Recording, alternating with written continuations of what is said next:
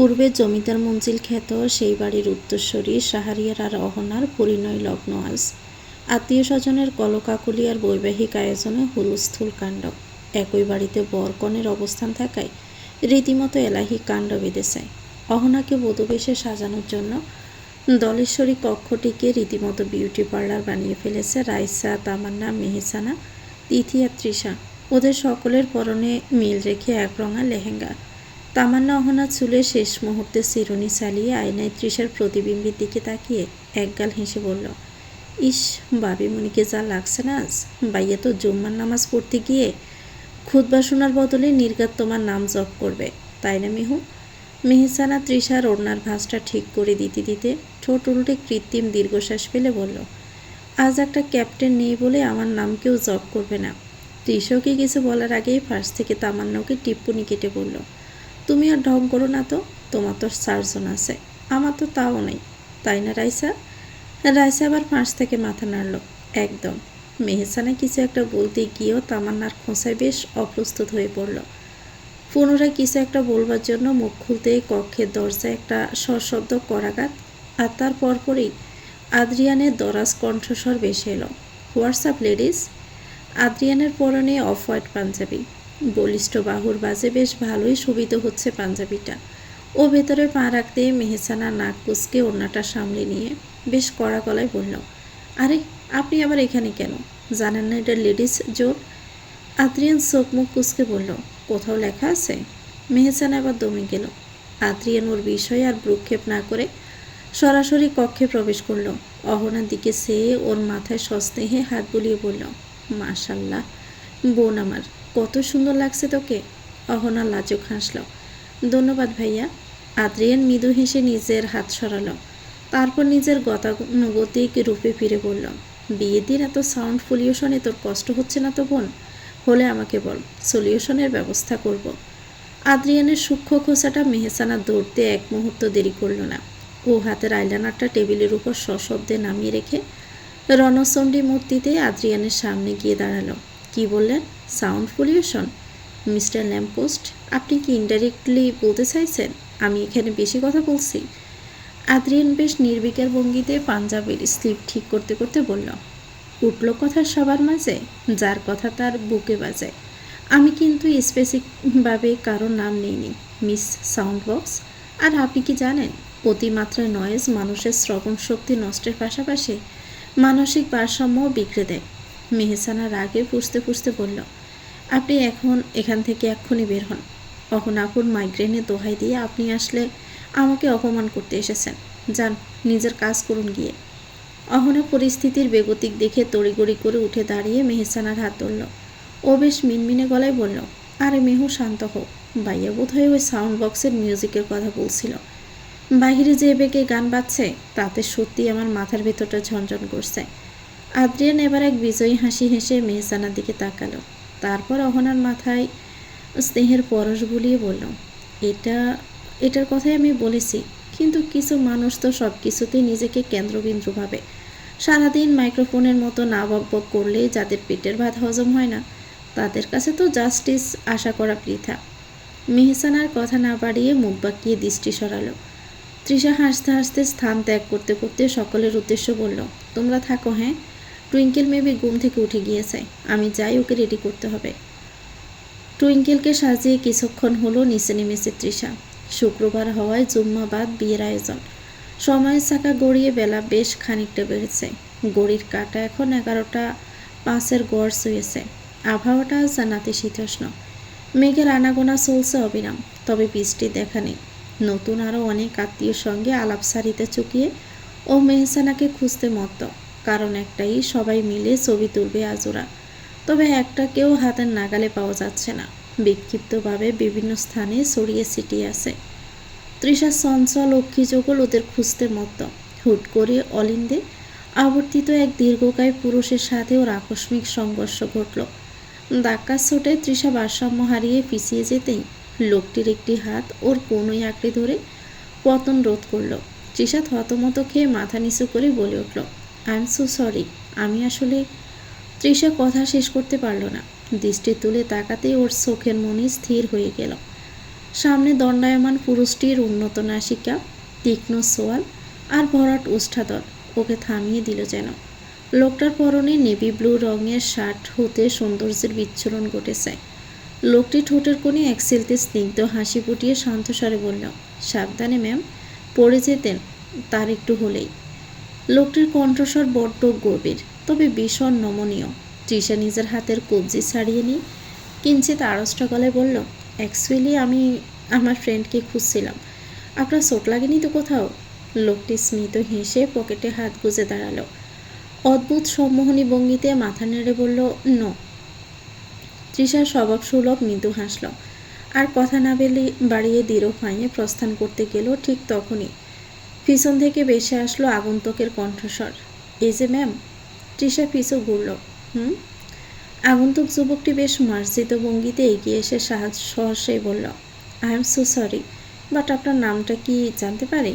Just to know if I hurt someone very special of this family. Trisha কিঞ্চিত সংকুচিত হয়ে বলল, জি, আমি তৃষা নেওয়াজ। যুবকটি হাত বাড়িয়ে সৌজন্যমূলক হাসল। Nice to meet you Trisha ma'am. I am Ridwan Ahmed Khan, শাহরিয়ারের বন্ধু। রিদওয়ানের সপ্রভিত কথা বলার ধরন আর অমায়িক হাসিতে তৃষার আড়ষ্টতা খানিকটা কেটে গেল।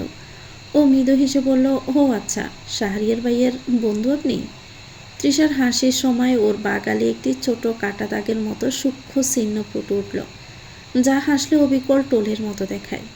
রিদওয়ান অপলক দৃষ্টিতে সেই মোহনীয় হাসির দিকে তাকিয়ে রইল।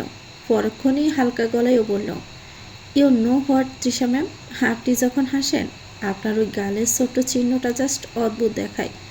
You are so pretty. I must say আপনার boyfriend is really lucky to have this beautiful smile everyday. Trisha হঠাৎ এমন প্রশংসায় যেন অপ্রস্তুত হয়ে পড়ল। Thanks, but I don't have any boyfriend. Hrid অবাক কণ্ঠে বলল, রিয়েলি? তৃষা ওকে কিছু বলতে যাওয়ার পূর্বেই ভেসে আসলো এক গম্ভীর পৌরষ কণ্ঠস্বর, কজ শি হ্যাজ হাজব্যান্ড। ভেসে আসা কণ্ঠতায় তৃষা রিদওয়ান কৌতূহলী হয়ে সেদিকে তাকালো। আর্য এগিয়ে এসে নিজের বলিষ্ঠ হাতটা মুহূর্তে তৃষার কাঁধের উপর এক মালিকানা দৃঢ়তায় রাখল। তারপর রিদওয়ানের দিকে এক পলক হিমশীতল চাহনি হেনে দাঁড়ালো কণ্ঠে বলল, বয়ফ্রেন্ড নেই বলে হয়তো ওর হাসিতে খুব একটা বেশি লাখ খুঁজে পাচ্ছেন মিস্টার, কিন্তু ইনফরমেশনটা একটু কারেক্ট করে দেই। She doesn't have a boyfriend, cause she has a husband, and I am the one who deals with her everyday smile. Ridwan এবার হতভম্ব হয়ে চেয়ে আছে। ঘটনার আকস্মিকতায় মস্তিষ্ক যেন নির্দেশনা নেওয়া বন্ধ করে দিয়েছে ওর। আর্য ওকে আরও স্তব্ধ করে দিতে ফের তৃষার উদ্দেশ্যে আদেশে স্বরে বলল, তোমার হাতটা দেখাও তো তৃষা। তৃষা নিজেও বাকশক্তি হারিয়েছে যেন। ও বোকা দৃষ্টি নিক্ষেপ পূর্বক চেয়ে আছে কাঁধে থাকা আর্যর হাতের দিকে। আর্য ওর এমন নির্লিপ্ততা সহ্য করল না, ফের তাগাদা দিয়ে বলল, কি হলো দেখাও।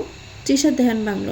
এবার আরে আর্য দেরি না করে চট করে তৃষার বা হাতে, যেখানে ওর নামটা বড় বড় অক্ষরে লেখা, সেটা হৃদের সম্মুখে মেলে ধরে বলল, পারফেক্ট কালার তো, খুব সুন্দর এসেছে তাই না?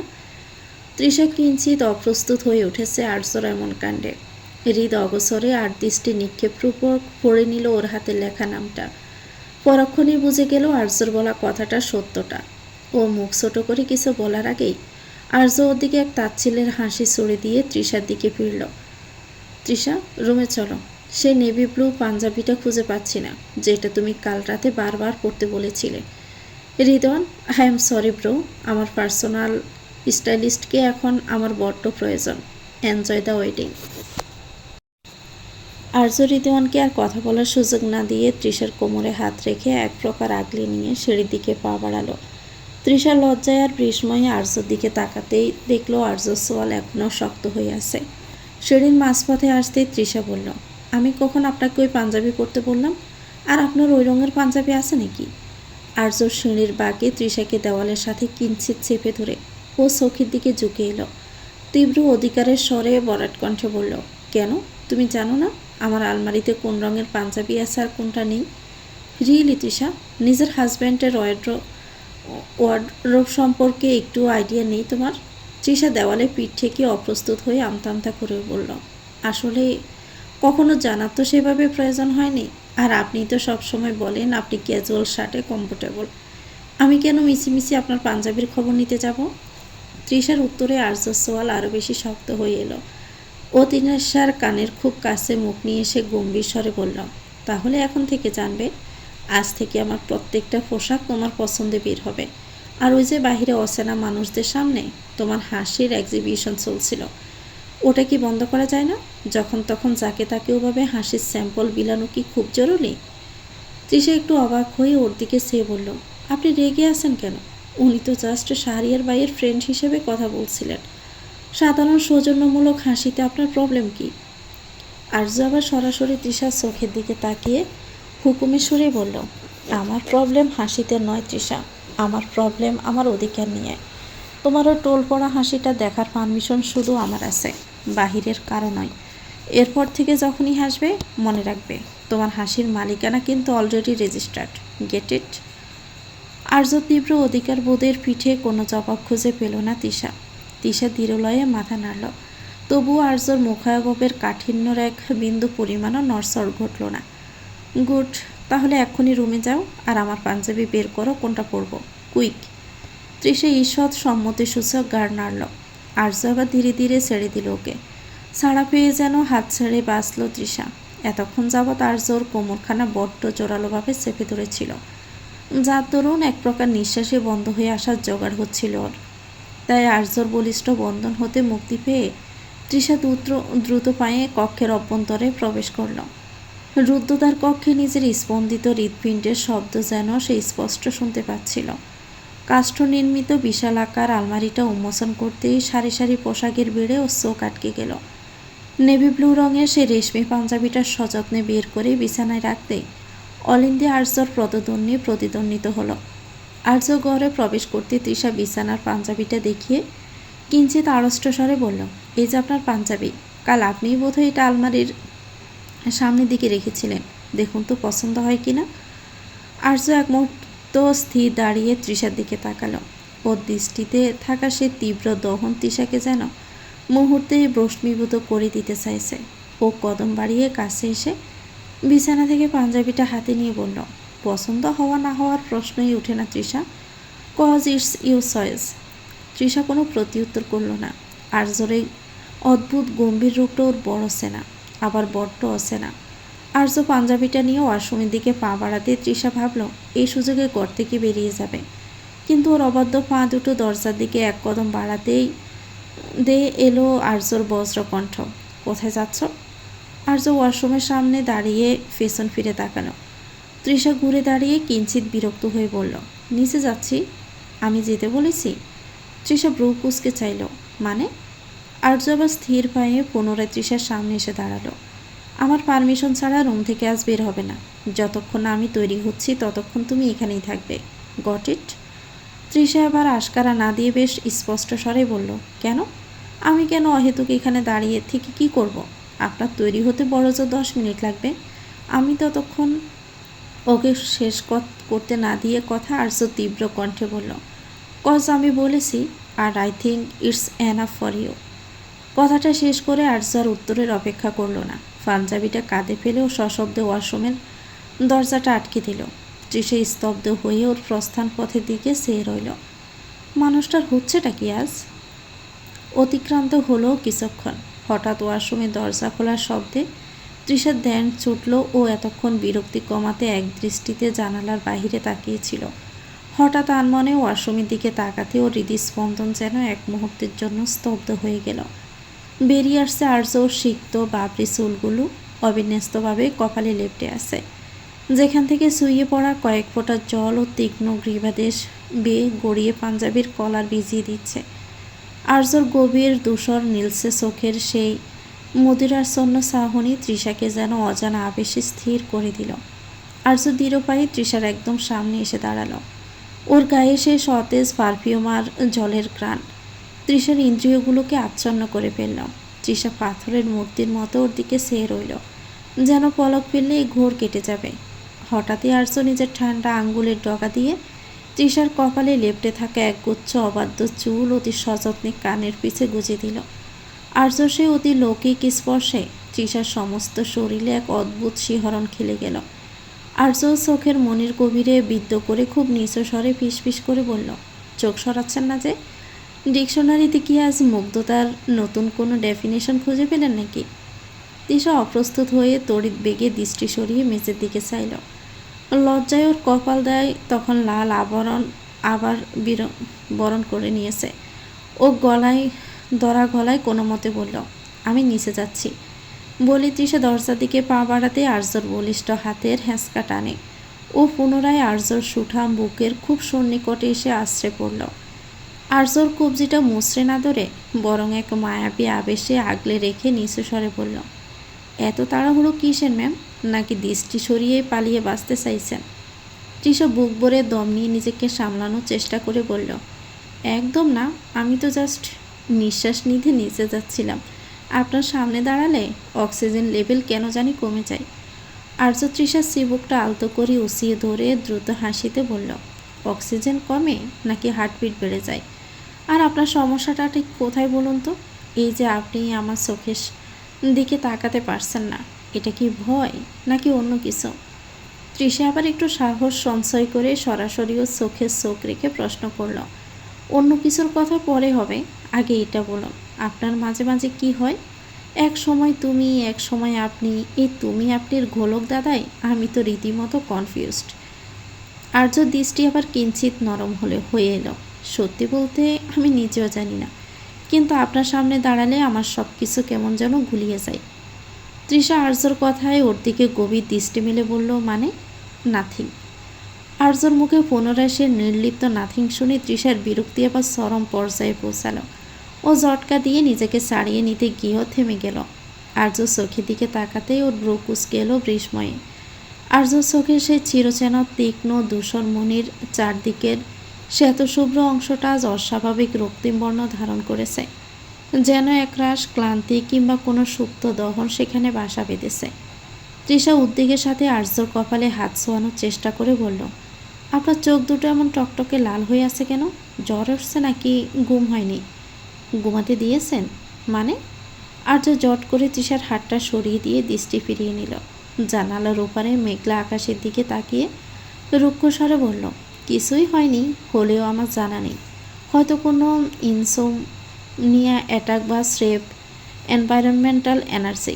আপনি নিচে যান, আমার জন্য ভাবতে হবে না। তৃষা এক কদম এগিয়ে গিয়ে ওর হাত চেপে ধরে জেদ নিয়ে বলল, মিথ্যে বলবেন না একদম। আমি মিথ্যে বলি না। তাহলে সত্যটা কি? কিছু না। আবারও মিথ্যে? তৃষা আরও কিছু বলতে উদ্যত হয়েছিল, কিন্তু ঠিক সেই মুহূর্তে দরজায় কড়া নেড়ে রাইসার কণ্ঠস্বর ভেসে এলো, ভাবিমণি নিচে চলো, সবাই তোমাদের জন্য ওয়েট করছে। তৃষা আর্যর উত্তরের জন্য একবার আকুল হয়ে তাকালো, কিন্তু আর্যর পাথরে মুখাববে তখন কেবলই এক দুর্বেদ্য কাঠিন্য। ওর নির্লিপ্ত গলায় শুধু বলল, ওদের সাথে যান তৃষা, আমি আসছি। তৃষা তখন অনিচ্ছা সত্ত্বেও ঘর থেকে বেরিয়ে গেল। ওর প্রস্থান পথের দিকে তাকিয়ে আর্য দীর্ঘশ্বাসটা বুক ছিঁড়ে বেরিয়ে এলো। ওর চোখের ওই রক্তিম আভা কোনো অ্যালার্জি নয়, বরং এক দীর্ঘ রজনীর বিনিদ্র যুদ্ধের সাক্ষ্য। কাল রাতে তৃষা যখন ওর বুকে মাথা রেখে অবুঝের মতো মিশেছিল, তখনও চাইলেও পারত সে দুর্বল মুহূর্তের সুযোগ নিতে, কিন্তু ওর পৌরষ আর নীতিবোধকে বারবার বাধা দিয়েছে। ও চায় না তৃষার অনিচ্ছায় বা স্রেফ পরিস্থিতির চাপে ওদের মাঝে কোনো অধিকার জন্মাক। তৃষাকে কোনো দুর্ঘটনার দরুন ও তন্দ্রাচ্ছন্নতা নামক দুর্বলতার সুযোগে নিজের স্পর্শ থেকে বাঁচাতে তাই শেষমেশ আর্য বিছানা ছেড়ে বারান্দায় সারা রাত কাটিয়ে দিয়েছে, যার দরুন অপূর্ব নেত্রের এমন করুণ দেশা ওর। অতিক্রান্ত হয়েছে বেশ খানিকক্ষণ। কিছুক্ষণ পূর্বে সংগঠিত হয়েছে অহনা শাহরিয়ারের পবিত্র পরিণয় পর্ব। কবুল ধ্বনি উচ্চারণের মাধ্যমে চিরপবিত্র এক বন্ধনে আবদ্ধ হয়েছে একজোড়া হৃদয়। উৎসবের প্রাবল্য এখন কিঞ্চিৎ স্তিমিত। নববধূর ঘুমটার অশ্রুসিক্ত হাসির আড়ালে তাকে ঘিরে থাকা রমণীকুল এখন অন্দরের মহলে ব্যস্ত, আর শাহরিয়ার নিমগ্ন হলো বংশ পরস্পরায় চলে আসা কোনো এক প্রাচীন রীতির পালনে। ব্যস্ততার এই অবসরে উৎসবের এক কোণে শান্ত হয়ে বসল তৃষা। পাশে বসা চঞ্চল টুইঙ্কেল ওর অবাধ্য কেশরাজি দস্যিপনায় এলোমেলো হয়ে পড়েছে। তৃষা অতি সন্তর্পণে নিজের নিপুল আঙ্গুলে টুইঙ্কেলের রেশমি চুলে ঝিরুনি চালনা করতে করতে বলল, এত ছুটোছুটি কেউ করে সুইটহার্ট?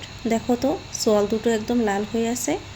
টুইঙ্কেলও ডাগর ডাগর চোখ দুটো নাচিয়ে তৃষার দিকে ফিরল। নিজের ছোট্ট দুটো হাত দিয়ে তৃষার গাল দুটো আলতো করে টিপি দিয়ে আদুরে গলায় বলল, আমি একটু ঘুরছিলাম তো বানি, এজন্য। তৃষাও সহজ সরল মিষ্টি উত্তরে হাসল। তা বলে এত ছুটোছুটি কেউ করে? টুইঙ্কেল তৃষার কোল থেকে নেমে দাঁড়িয়ে বলল, আমি তো আসলে সবার ড্রেস দেখছিলাম বানি। ওকে, তাহলে আমি যাই, পাপা কোথায় দেখে আসি। হ্যাঁ, টাটা। তৃষা বাধা দেওয়ার আগেই টুইঙ্কেল প্রজাপতির মতো ডানা মেলে সম্মুখে এগিয়ে গেল। তৃষা হাসি মুখে ওর প্রস্থান পথের দিকে চেয়ে রইল। ঠিক তখনই দীর্ঘশ্বাস ফেলে ওর পাশে ধপ করে এসে বসলো মেহসানা। ওর হাতে অর্ধেক খাওয়া একটা কুলফি। ও বিরক্তিতে মুখ কুঁচকে বলল, দোস্ত, এই বাড়িতে কি এসিগুলো সব ধর্মঘট করেছে নাকি? শালাগুলো কাজই করে না। আমি ঘেমে একদম ভূত হয়ে গিয়েছে। তৃষা মেহসানার কপাল থেকে লেপ্টে থাকা চুলগুলো সরিয়ে দিয়ে খানিক কৌতুকের স্বরে বলল, তাহলে কি বলিস, ডাকি আমার সুইট অ্যান্ড কিউট দেবরকে? উনি তোকে বাতাস করবে না হয়? মেহসানা তৃষার ঠাট্টায় মুখ বাঁকিয়ে বলল, ফাজলামো মারাস? ওর করা বাতাস খাবো আমি? বইয়েই গেছে। আস্ত একটা হনুমান কোথাকার। ওর থেকে তো আমাদের বাড়ির পাশের বেগুনের সব বিক্রি করে শামসুল কাকাও সুন্দর দেখতে। মেহসানার কথায় তৃষায় হেসে কুপুকাত। ঠিক তখনই পাশ থেকে একরাশ শীতল কণ্ঠস্বর বজ্রপাতের মতো আশ্রে পড়ল, বেগুনের সব বিক্রি করা শামসুল কাকা? Like seriously miss sound box, আপনার স্ট্যান্ডার্ড কি দিন দিন ফাতাল অভিমুখে যাত্রা করছে? পেছনে কারো অস্তিত্ব অনুভব করে মেহসানা গাড় গড়িয়ে তাকালো। দেখলো আদ্রিয়ান দুহাত পকেটে গুজে চোখে সানগ্লাসটা কপালে তুলে বেশ তেড়াভাবে তাকিয়ে আছে। মেহসানার শামসুল কাকার উপমাটা যে ওর কানে গিয়েছে সেটা ওর কুচকানো ব্রু কুচকে রাখার ধরনই স্পষ্ট। মেহসানা নিজেকে সামলে নিয়ে সোফায় হেলান দিয়ে বসল এবং ততোধিক তেড়া কণ্ঠেই বলল, আরে আপনি কখন আবার উদয় হলেন? আর শামসুল কাকার সপ অন্তত আপনার এই বোরিং পার্সোনালিটি চেয়ে অনেক বেশি স্পাইসি অ্যান্ড টেস্টি। আদ্রিয়ান এগিয়ে এসে সোফার হাতলে ভর দিয়ে মেহসানার ঠিক সামনে ঝুঁকিয়ে এসে বাঁকা হাসল। একদম নিচে স্বরে বলল, আমি স্পাইসি কিনা সেটা কখনো টেস্ট করেছেন যে বলছেন আমার থেকেও স্পাইসি? ওর এমন কাছাকাছি উপস্থিতিতে সামান্য গাবড়ে গেল মেহসানা। মানে? আদ্রিয়ান নিজেকে সামলে সোজা হয়ে দাঁড়ালো। কিছু না, তবে স্পাইসি চপের কথা না হয় বাদই দিলাম, কিন্তু আপনার ওই শামসুল কাকা কি কখনো আয়নায় নিজেকে দেখেছে? না মানে আমার মতো একজন হ্যান্ডসাম হিউম্যান বিইংয়ের সাথে ওই তৈলাক্ত চপওয়ালা তুলনা করাটা কি? ওকে কথা শেষ করতে দিল না মেহসানা। মাঝপথে ওকে থামিয়ে বলল, ওয়েট ওয়েট, কী বললেন? Handsome human being? তাও আবার আপনি? দুটো কি একসাথে যায়? ওর এমন সূক্ষ্ম অপমানে প্রতিবাদ করার বদলে আদ্রিয়ান বাঁকা হেসে বলল, যাক, আপনার চোখের পাওয়ার যে -8 সেটা আজ কনফার্ম হলাম। সমস্যা নাই, ডাক্তার মানুষ তো, রুগীদের এরকম ভুল প্রান্তে ক্ষমা সুন্দর দৃষ্টিতেই আমি দেখি। অপমানের প্রতি উত্তরে পাল্টা অপমানিত হওয়ায় মেহসানা যেন অগ্নিশর্মা হয়ে উঠল। আদ্রিয়ানের দিকে আঙ্গুল উঁচিয়ে বসে উঠে বলল, নিজেকে কি ভাবেন শুনি?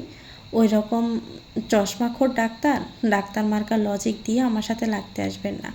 আপনি হ্যান্ডসাম নাকি আইলসা সেটা আয়নাতে গিয়ে জিজ্ঞেস করুন। ওই কানামার্কা চেহারা নিয়ে বেশি ভাব মারাবেন না তো একদম। আদ্রিয়ান মোটেও দমে গেল না। ব্রু নাচিয়ে তাচ্ছিল্যের হাসিতে বলল, ব্যাস শুরু হয়ে গেল মিস সাউন্ড বক্সের ননস্টপ ক্যাসেট। আপনার এই চিল্লাইয়া আশপাশ মাথায় তোলা ছাড়া কি আর কোনো কাজ জানা আছে? তৃষা এতক্ষণ ওদের এই ঝগড়া উপভোগ করলো, এবার পরিস্থিতি হাতের বাহিরে যেতে দেখে মাঝখানে ঢাল হয়ে দাঁড়ালো। দুজনের দিকে তাকিয়ে কপট রাগ দেখিয়ে বলল, এই তোরা থামবি? বিয়ে বাড়িতে তো একটু শান্তিতে থাক। মেহসানা, তুইও না, সব কথা কেন রিয়েক্ট করিস? এই উৎসবের দিনে অন্তত তোদের ঝগড়ার ইস্তফা দে। চল তো আমার সাথে ওইদিকে। তৃষার কড়া শাসনে দুজনেই গজগজ করতে করতে দুই দিকে মুখ ফিরিয়ে নিল।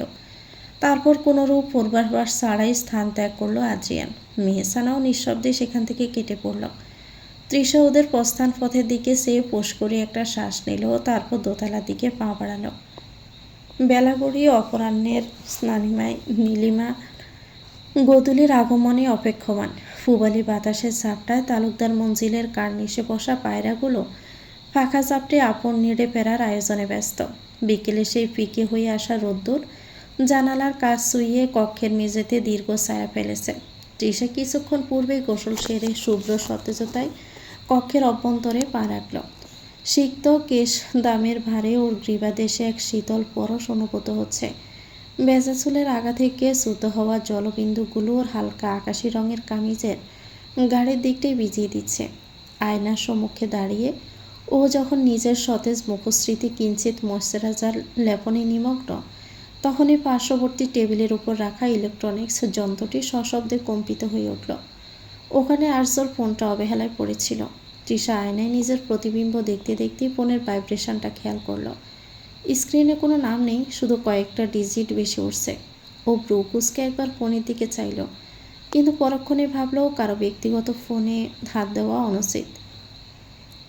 ও পুনরায় নিজের কেশরাজ সামলাতে ব্যস্ত হলো, কিন্তু এক মুহূর্ত পরে ফের ফোনটা প্রবল বেগে কেঁপে উঠল।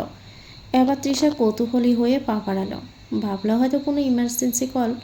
ফোনটা হাতে নিতে কলটা কেটে গেল, কিন্তু ওর নজর কাড়ল লক স্ক্রিনে জলজল করা একটা ফেসবুক নোটিফিকেশান বারে বড় বড় করে লেখা, you have a new update sailing king. নামটা দৃষ্টিগোচর হতেই তৃষার হাতের চিরুনিটা টুক করে ফ্লোরে পড়ে গেল। হৃৎপিণ্ডটা পাঁজরের ভিতর যেন কোনো ড্রাম পেটাচ্ছে। ও অবিশ্বাস্য দৃষ্টিতে ফোনের দিকে তাকিয়ে রইল। আরজোর ফোনের পাসওয়ার্ডটাও জানা, টুইঙ্কেলের জন্ম তারিখ।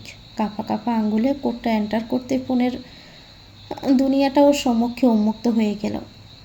তৃষা দ্রুত ফেসবুক অ্যাপটা ওপেন করে প্রোফাইলে ঢুকলো। পেজের অ্যাডমিন হিসেবে আরজোর নামটাই শো করছে দেখা মাত্রই হালকা বাদামি চোখের মনি স্থির হয়ে গেল ওর। অবিশ্বাসের গোড় কাটিয়েও সরাসরি ইনবক্সে ক্লিক করলো। সেখানে সব চাইতে উপরের সেটটাই ওর নিজের স্বপ্নবিলাসী ম্যাম। সম্বোধন থেকে শুরু করে প্রতিটি গভীর কাব্যিক প্রতিউত্তর সবই আরজো হেসানের কিবোর্ড থেকেই জড়ানো। তৃষার পায়ের তলা থেকে যেন মাটি সরে গেল। ও দপ করে বিছানার কোণে বসে পড়ল।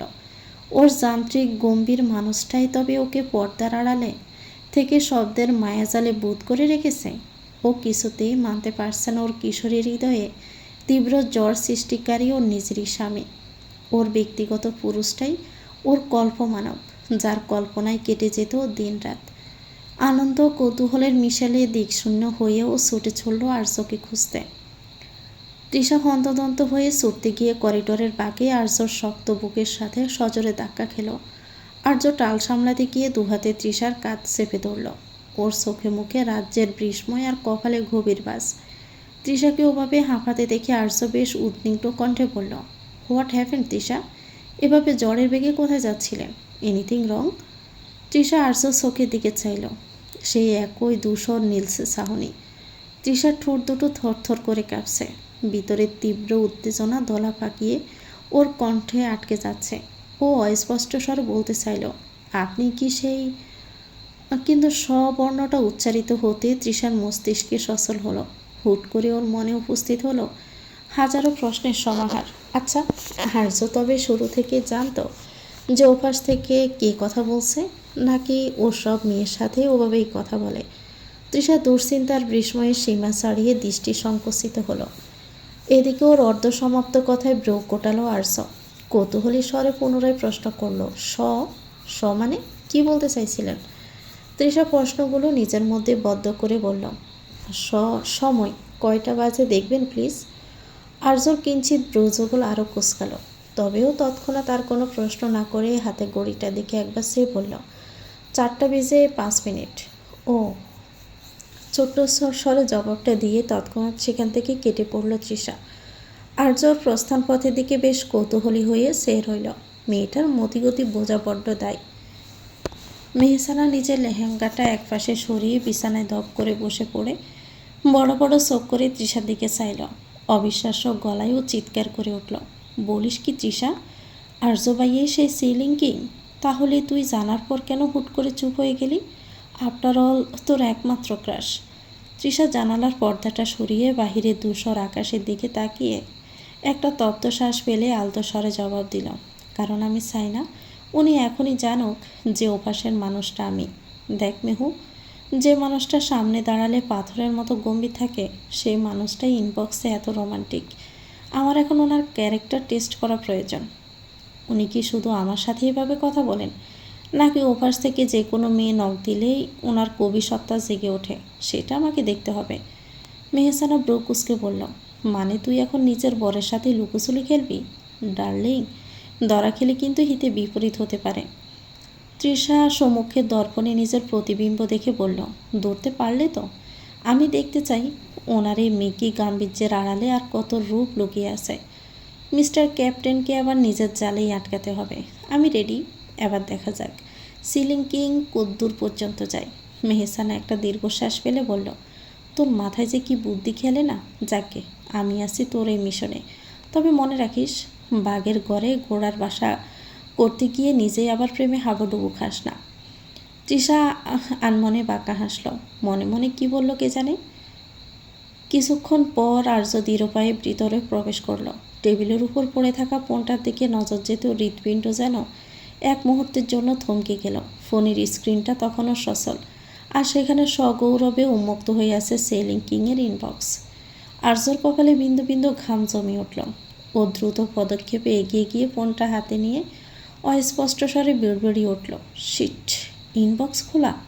তার মানে তৃষা সব দেখে ফেলেছে। ও দীর্ঘদিনের সযত্নে লালিত গোপনীয়তা এভাবে ধূলিসাৎ হয়ে যাবে ও ভাবতেও পারিনি। ও অস্থিরভাবে ঘরে পায়চারি করতে লাগলো। কয়েক মুহূর্ত আগের করিডরে সে দৃশ্যটাও স্মৃতির পর্দায় ভেসে উঠল। তৃষা সেই থমকে যাওয়া চাহনি আর স্ববর্ণে আটকে যাওয়া অসম্পূর্ণ প্রশ্নটা এখন ওর কাছে স্বচ্ছ কাছের ন্যায় স্পষ্ট। ও নিজের কপালে হাত দিয়ে সোফায় ধপ করে বসে পড়ল। তৃষা তবে জেনেই গিয়েছিল, কিন্তু সব জেনেও কেন শেষ মুহূর্তে নিজেকে গুটিয়ে নিল? কেন বলল না যে ও আমায় চিনে ফেলেছে? তবে কারণটি বুঝতে আর্য তীক্ষ্ণ দ্রুত মস্তিষ্কে দেরি হলো না একটুও। ও বুঝতে পারল খেলাটা এখন আর একতরফা নেই। তৃষার ওই রহস্যময় নীরবতা আর হঠাৎ পাল্টে যাওয়া ভঙ্গি হয়তো কোনো এক আসন্ন ঝড়ের পূর্বাভাস। আর্যর উষ্ঠাধরে এক সিলতে বাঁকা হাসি ফুটে উঠল। ও মনে মনে বলল, বুঝেছি ম্যাম, আপনি কি তবে পাল্টা সালসালার প্রস্তুতি নিচ্ছেন? বেশ, তবে লড়াইটা আবার সামনাসামনি হোক। আপনারও বোঝা উচিত, আপনি যে স্কুলের স্টুডেন্ট সেখানকার সবচেয়ে সিনিয়র টিচার আমি।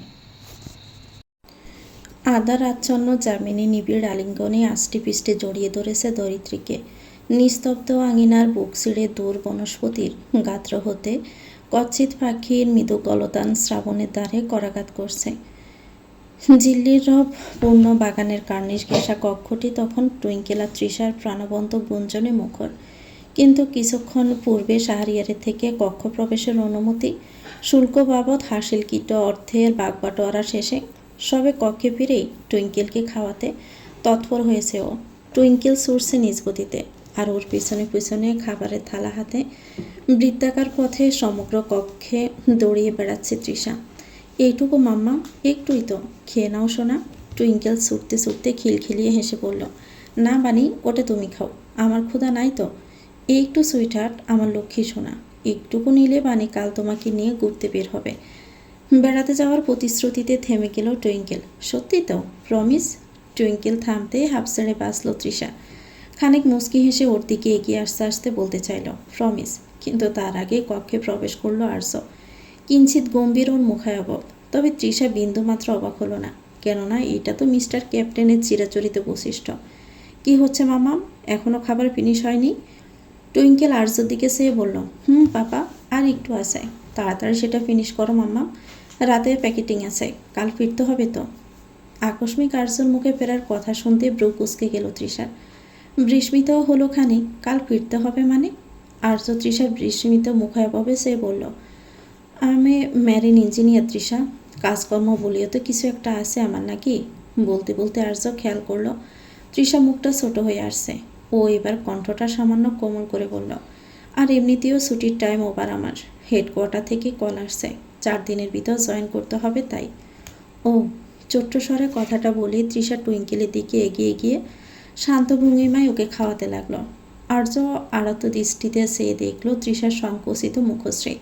ওর বিষণ্ণ মুখচ্ছবি দেখে আর্যর বুঝতে আর বাকি রইল না যে মায়াভরা পরিবেশ ছেড়ে হঠাৎ চলে যাওয়ার খবরটা তৃষার মনে কতটা চোট দিয়েছে।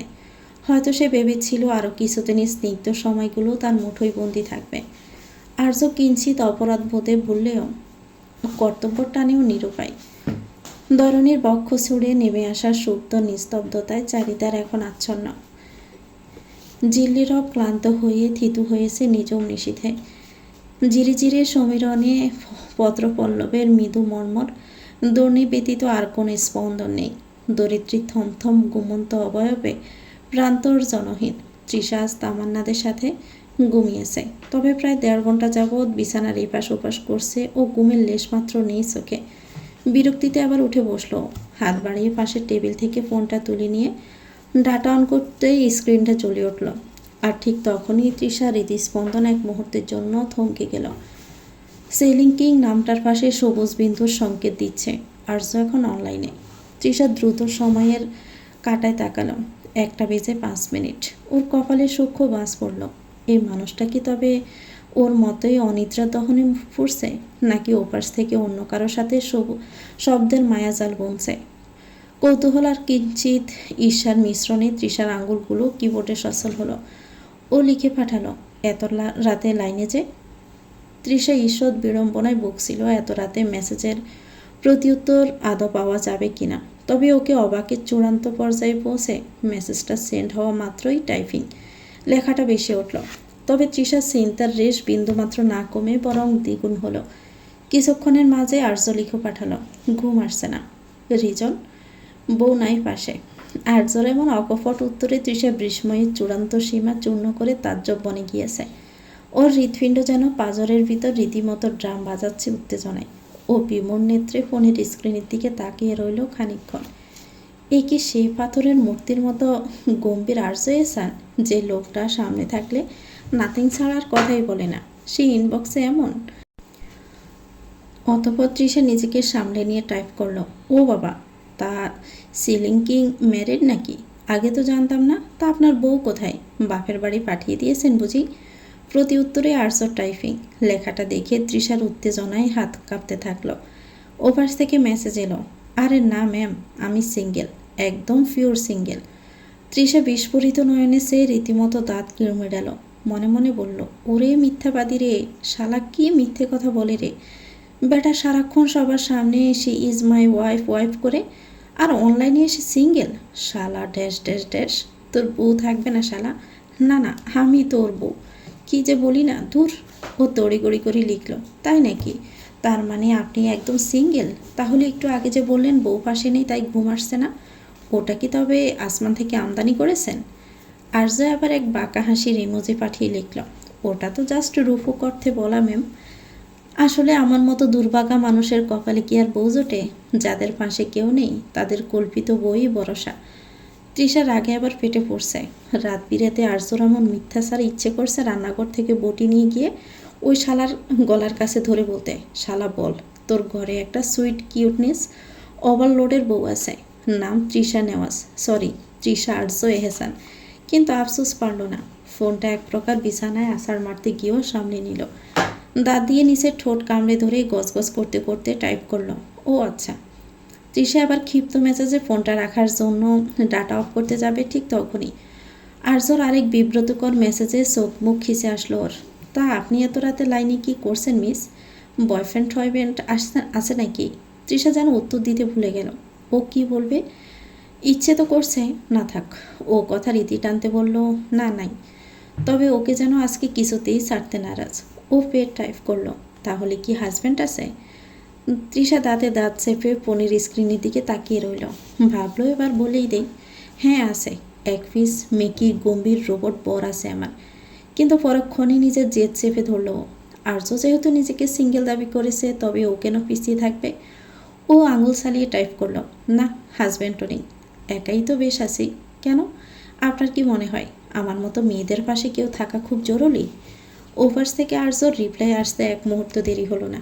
জরুরি কিনা জানি না, তবে আপনার মতো মেয়ের পাশে কেউ না থাকাটা তো প্রকৃতির বড় অবিচার। যে আপনার পাশে থাকবে তাকে তো সারাদিন আপনার বকবকানি সামলাতেই হিমশিম খেতে হবে। ভাগ্যিস কেউ নেই, বেঁচে গেল লোকটা। তৃষা বিছানায় শুয়ে পা দাফাতে লাগলো রাগে। মনে মনে বলল, ওরে আমার দয়াশীল রে, বেঁচে গেল মানে? আমাকে সামলানো বুঝি এতই কষ্টের? দাঁড়ান মিস্টার ক্যাপ্টেন, আপনারে বেঁচে যাওয়া আমি বের করছি। ও ক্ষিপ্ত হয়ে লিখল, বাঁচল কিনা সেটা তো সময়ই বলবে। তবে মিস্টার, আপনার এই অন্যের জন্য মায়াকান্না দেখে তো মনে হচ্ছে আপনি নিজেই কাউকে সামলাতে গিয়ে সেকা খেয়ে বেকা হয়ে বসে আছেন। তাই বুঝি একা থাকার গুণগান গাইছেন?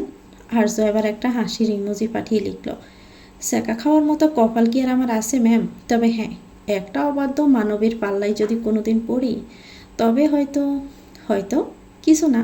তা আপনার কি মনে হয় আমার কপালে কি তেমন কেউ জুটবে? তৃষা বালিশটা কামড়ে ধরে বিড়বিড়িয়ে বলল, জুটবে মানে? অলরেডি জুটে বসে আছে, শুধু আপনার মতো বেত্তমিজ লোক সেটা স্বীকার করে না। ও ফোনটা একপাশে সরিয়ে রেখে ডাটা অফ করে দিল। আর কথা বাড়ালে হয়তো রাগের মাথায় নিজের পরিচয় পাশ করে দিবে। এদিকে হুট করে ওকে অফলাইনে চলে যেতে দেখে মুসকি মুসকি হাসলো আর্য। মূলত এই সময়টারই অপেক্ষায় ছিল এতক্ষণ, যখন তৃষা নিজ থেকেই বিরক্ত হয়ে নেট অফ করবে। হাসির এক পর্যায়ে ও আনমনে বলল, গেম অন ম্যাডাম, দেখি কতক্ষণ আপনি এটা চালাতে পারেন। বিদায় বেলায় সর্বদাই বড্ড ব্যথাতুর, যা আনন্দঘন মুহূর্তগুলোকে এক নিমেষে ম্লান করে দেয়। সর্বদা কলহাস্য মুখরিত তালুকদার মঞ্জিলের প্রাঙ্গণে আজ কেবলই কোমট নীরবতা। রোদেলা সকালটাও যেন আজ বড় বেশি ম্লান, যেন এই প্রাচীর অট্টালিকার প্রতিটি ইট পাথর প্রিয়জনদের প্রস্থানের পদধ্বনি শুনে ব্যথায় গুমড়ে মরছে। প্রাঙ্গণে দাঁড়িয়ে লটবহর, যাওয়ার প্রস্তুতি চূড়ান্ত। বড়দের চোখের কোণে পানি জমেছে কিঞ্চিত, নবকুড়িদের চঞ্চলতা স্থবির। জাহানারা বেগম অশ্রুসিক্ত নয়নে বারংবার তৃষার মাথায় হাত রেখে দোয়া করছিলেন। সায়রা বেগম তৃষাকে বুকে জড়িয়ে ধরে বললেন, মা, আবার আসবি কিন্তু। তুই না থাকলে বিশাল বাড়িটা বড্ড খাখা করবে। গলার কাছে কান্নারা দলা পাকিয়ে আসার মিথ্যে হাসির প্রচেষ্টায় ব্যর্থ হলো তৃষা। তামান্না, রায় আর রাইসা তো রীতিমতো চোখের পানি মুছতে ব্যস্ত। তামান্না জড়িয়ে ধরে বলল, ভাবি, গিয়েই কিন্তু মেসেজ দিবা, ভীষণ মিস করব তোমাকে। তৃষা ওর পিঠে হাত বুলালো, আমিও খুব মিস করব তোমাদের টিয়ার। বিষণ্ণ মেহসানা অপর প্রান্তে দাঁড়িয়ে রাইসা এগিয়ে এসে ওর হাত ধরে বলল, মেহু আপু, তোমার ওই বকবকানি খুব মনে পড়বে। তৃষার চোখ ঘুরিয়ে আর্যকে খুঁজতে চাইল। দেখলো আর্য শাহরিয়ারের সাথে এক কোণে দাঁড়িয়ে গম্ভীর মুখে কিছু প্রয়োজনীয় কথা সারছে। ওর মুখাভাবে বিচ্ছেদের কোনো লেশমাত্র নেই, তবে কথোপকথনের মাঝেই সাধারণের অলক্ষ্যেও তীক্ষ্ণ দৃষ্টি তৃষার দিকে আশ্রে পড়ছিল। টুইঙ্কেল এতক্ষণ যাবৎ সবার মাঝখানে দাঁড়িয়েছিল। ও ঠিক বুঝতে পারছিল না কেন সবার মুখগুলো এমন থমথমে। ও আর্যর পাঞ্জাবির কোনা ধরে টান দিয়ে বলল, পাপা, দাদিয়েরা কাঁদছে কেন? আমরা কি আবার আসবো না? আর্য টুইঙ্কেলকে পাজাকোলা করে কোলে তুলে নিল। ওর মাথায় হাত বুলিয়ে শান্তস্বরে বলল, আসবো তো মাম্মা, এখন চলো, আমাদের অনেকটা পথ যেতে হবে। ধীরে ধীরে সবাই যার যার নির্ধারিত গাড়ির দিকে অগ্রসর হলো। মেহসানা, সাবরিনা আর মির থেকে উঠে বসলো আদ্রিয়ানের গাড়িতে। অন্যদিকে হামিদা বেগম আর আর্যর বাবা মা উঠলেন অন্য একটি বড় গাড়িতে। তাদের চোখে মুখে মলিনতার, প্রিয়জনদের ছেড়ে যাওয়ার বেদনা স্পষ্ট। সবশেষে আর্যর কালো রঙের গাড়িটা স্টার্ট নিল। পিছনের সিটে টুইঙ্কেল আর তৃষা পাশাপাশি বসা। আর্য স্টারিং হুইলে হাত রেখে আয়নায় একবার তৃষার বিষণ্ণ মুখচ্ছবিটা দেখে নিল। টুইঙ্কেল জানালার পাশে বসে হাত নেড়ে সবাইকে বিদায় দিচ্ছিল। টাটা দাদিয়া, টাটা পিপি। গাড়িটা যখন তালুকদার মঞ্জিলের বিশাল গেট পার হয়ে মূল রাস্তায় পড়ল, তৃষা শেষবারের মতো পেছন ফিরে তাকালো। আর্য ড্রাইভ করতে করতে খুব শান্ত স্বরে বলল, মন খারাপ করবেন না তৃষা, জীবনটা তো আসলে একটা সফর, যেখানে প্রতিটি স্টেশনে কাউকে না কাউকে বিদায় দিতে হয়। তৃষা ওর কথার পিঠে কোনো উত্তর দিল না, শুধু উদাস নয়নে বাহিরের দ্রুত ধাবমান গাছপালার দিকে চেয়ে রইল। গাড়িটা এগিয়ে চলল রাজপথের উদ্দেশ্যে। বিস্পিল রাজপথের বুক ছেড়ে আর্যর কালো গাড়িটা তীরের বেগে ধাবমান। দীর্ঘক্ষণ যাবৎ নিস্তব্ধতা বিদ্যমান গাড়ির ভিতরে। তৃষা জানালার বাহিরে দ্রুত বেগে ধাবমান ধূসর দিগন্ত আর সবুজ বনানীর দিকে সে নিজের বিষণ্ণতাকে প্রমোষিত করার ব্যর্থ চেষ্টায় লিপ্ত। হঠাৎ নিস্তব্ধতা ভঙ্গ করল টুইঙ্কেল। ও তৃষার কোলের উপর মাথা রেখে শুয়ে থেকে হুট করে বলে উঠল, বানি, মনটা একদম ভালো নেই। মিষ্টি দাদিয়াদের ওখান থেকে চলে এলাম, এখন খুব বোরিং লাগছে। তুমি আমাকে একটা গান শোনাবে? তৃষা টুইঙ্কেলের কপালে হাত বুলিয়ে মৃদুস্বরে বলল, শোনা, আমার তো গলা ভেঙে গিয়েছে, অন্য কিছু শুনেই। টুইঙ্কেল উঠে বসল, আর্য দিকে তাকিয়ে আবদার করল, পাপা, বানি গান গাইবে না, তুমি গাও না। আর্য স্টারিং হুইলে হাত রেখে আয়নায় একবার তৃষার দিকে চাইল। তৃষা তখন কৌতূহলী দৃষ্টিতে আয়নায় আর্যর চোখের দিকে নিবদ্ধ। আর্য সে নীলছে ধূসর চাহনি আজ কিঞ্চিত নমনীয়। ও এক হাত পেছন দিকে বাড়িয়ে টুইঙ্কেলের গাল ছুঁয়ে মৃদু হাসল। কিছুক্ষণের মাঝে কোনো ভূমিকা ছাড়াই আর্যর বরাড গম্ভীর কণ্ঠস্বর কক্ষের নিস্তব্ধতা ছেড়ে জঙ্কিত হলো। এই ভালো এই খারাপ, ও প্রেম মানে মিষ্টি পাপ, চলো মানে মানে দিয়ে ফেলি ডুব, তুমি আমি মিলে দুজনে মনটাকে বেঁধে ফেলি সাত ফাঁকে, চলো ছোটোখাটো করি ভুল চোখ, তুমি আমি মিলে সাজিয়েছি ছোট্ট এক ফালি সুখ, রাজিয়েছি আজকে বৃষ্টি নামক, তুমি আমি ভিজবো দুজনে খুব ভরসা দিলে। আর্যর কণ্ঠে গানের প্রতিটি কলি তৃষার হৃৎপিণ্ড যেন অনুভূত এক কম্পন সৃষ্টি করল। ও বিস্ময়ান্বিত হয়ে আর্য সে বলিষ্ঠ পিঠের দিকে তাকিয়ে রইল। পরক্ষণে দ্রুত আয়নায় আর্য চোখের দিকে নজর দিল। আর্য ঠিক সেই মুহূর্তে আয়নায় তৃষার চোখের মণি বরাবর দৃষ্টি নিবদ্ধ করল। দুজোড়া চোখে সে নীরব সংঘর্ষে তৃষা যেন নিজেকে পুরোপুরি হারিয়ে ফেলল। ও কিঞ্চিত অপ্রস্তুত হয়ে তড়িঘড়ি করে দৃষ্টি সরিয়ে নিল, কিন্তু ওর রাঙা কপাল দয়ার ঠোঁটের কোণের ওই সূক্ষ্ম হাসিটা আর্যর নজর এড়ালো না। তো ভিউয়ার্স, গল্পটির নাম হচ্ছে ফিরে এসো অনুরাগে, লিখেছেন তৃষা।